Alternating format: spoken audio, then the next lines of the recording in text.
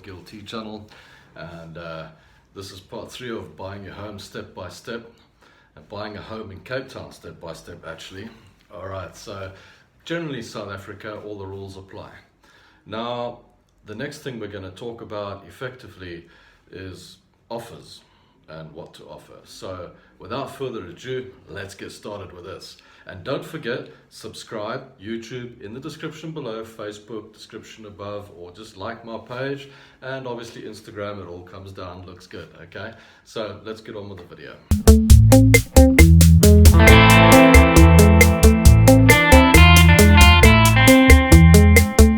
So what do you do when you want to make an offer on a house? Okay, so how much are you going to offer? Why, when, how, what's the next step? Especially for a first-time home buyer. You get a lot of first-time home buyers that they just don't know where to start. Okay, so my advice to you is the following.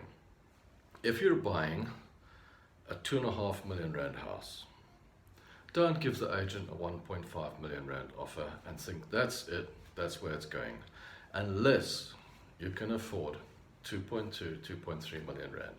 Okay, don't think that you can lowball the seller and you're going to walk away with a house every single time. Maybe in Joburg you're going to get away with that, but not in Cape Town. Not going to happen. Try and offer within 5 to 10% of the asking price. Look, obviously you've got to look at what the value of the property is and where you stand with it and all the rest of it, but be very careful of that, because the seller might just chase you away completely. Don't lowball too much. Don't go 20-30% down unless you know that's the real value, okay? Because if you don't have the money, rather go and put the offer on a cheaper house that you can afford, all right? If you do have the money, then you can play games. If you don't have the money, don't go with that game. If you can only afford 1.7 million rand and you've got a 2.5 million rand house, don't go there, okay? Especially if the house has got the value and it's got the location. You're just wasting everyone's time, including yours and the sellers. All right. Next trick. Okay, so now you've decided how much you want to offer. You're closer to the price. So you've got a 2.5 million rand house. You're offering 2.1, 2.2 million rand, whatever the case. Maybe you offer asking price. Then you know it's going to get accepted. Okay. So now you've got to go and sit and put it on paper. Don't ask the agent to phone the seller and see if they'll accept, because it won't be accepted, okay? You've got to write the offer down. It's got to be put on paper. That's a real offer. A verbal offer in this country is not an offer. It's a total waste of time. And 9 times out of 10, it'll get rejected, okay? I don't think I've ever had one that was done over the telephone or through a verbal offer that was ever where the seller turned around and said, oh, I'll take that, bring it round. No, it's not going to happen, okay? Put it on paper, let's present an offer, and we're in negotiations. Then we can negotiate. So what do you look out for when you put the offer in? Firstly, you need to know you've got the finance, as we talked about last time. Are we getting a bond? Are we putting a deposit in? Have we got cash, okay? How strong is our offer with regards to that? Because we've got the money, we don't have the money. If we're subject to, we've got a very weak offer. And remember, there's a 72-hour clause in every offer, which basically states that someone else comes along with cash. If you don't have the money, you're out of there, you lose the house, okay? That stands, all right? Understand the Voetstoots clause as well. Voetstoots clause does not mean you're buying the house and then that's it, okay? You can't go back or whatever the case. If the seller has somehow hidden something from you, then there's the Consumer Protection Act, which will protect you from a scenario such as that. Okay, for example, there's no reef leaks in my house. This roof has never leaked. 6 months down the line, the water comes pouring through the roof. That doesn't mean you can go back and claim it, especially if the roof tiles blew off because of a storm or whatever the case. That's your problem, right? But if you go up there and determine that he's put buckets there to catch the water, he clearly knew the roof was leaking and he told you it wasn't leaking. So that's a different scenario. That's Consumer Protection Act, okay? So that goes into the offer as well. Look out, make sure that you have an amount for an occupational rent, okay? Don't say, no, don't put that in, I'm not gonna rent the place, I'm not doing occupational rent. But in the event that, let's say we have a move date, everybody needs to know who's moving out, who's moving in when, and nobody wants to be stuck on the road, okay, with a removal truck. So you move in a couple of days early. And the seller says, fine, move into my house, but it's 50 grand a month. And the house is worth 10 grand a month. You're like, what? Why? You know, he can do that. Whereas if you've written in the contract, we will pay you 10 grand a month for occupational rent. It'll be given to you pro rata, divided by the 30 days. You'll pay for that 3 or 4 days, whatever the case. It works both ways, okay? So that amount should be pre-agreed, and make sure you pre-agree on a date of move as well. Don't just say upon transfer. It's easy to say on transfer because that could be any day, all right? And then suddenly everyone's scrambling. How do you plan your removal truck?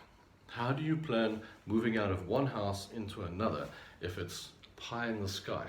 If a date's pie in the sky, you've got no idea, nobody's got any idea what's going on. It's a plus minus, all right? And we don't work with pie in the sky. You need to know when you're moving so that you can plan your life, they can plan their life, and everybody can plan their lives, okay? It's not just about the transfer going over. If you're an investor and you're just buying it for the sake of investment, that's a completely different story. Or if it's a piece of land, completely different story. Nobody's moving in, so that's fantastic. You can just go on transfer, I'll take over, that's it, end of story. That is an exception, okay? But if you're moving into the house, make sure you've got a move date, all right? Then the big thing is agents are pushing. We want you to sign that offer. We want it done today. Time for acceptance. I mean, what's a fair amount of time to allow a seller to accept? Now, I would say, you know, I would want 3 days. I'd want 72 hours to think about it, you know.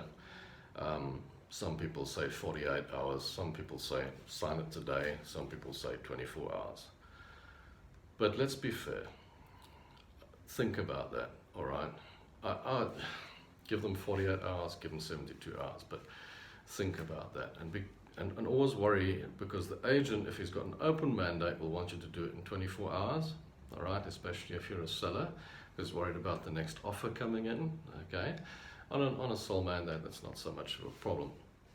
So try and give the person enough time to think about it so that they can sign it and bring it back to you. They can always extend it if there's a counter offer, whatever the case, that's fine, all right? And understand that there might be a counter offer, okay? So if you go and look at a house for 2.5 million rand, you put your offer in at 2.2 million rand, that's not to say it's done.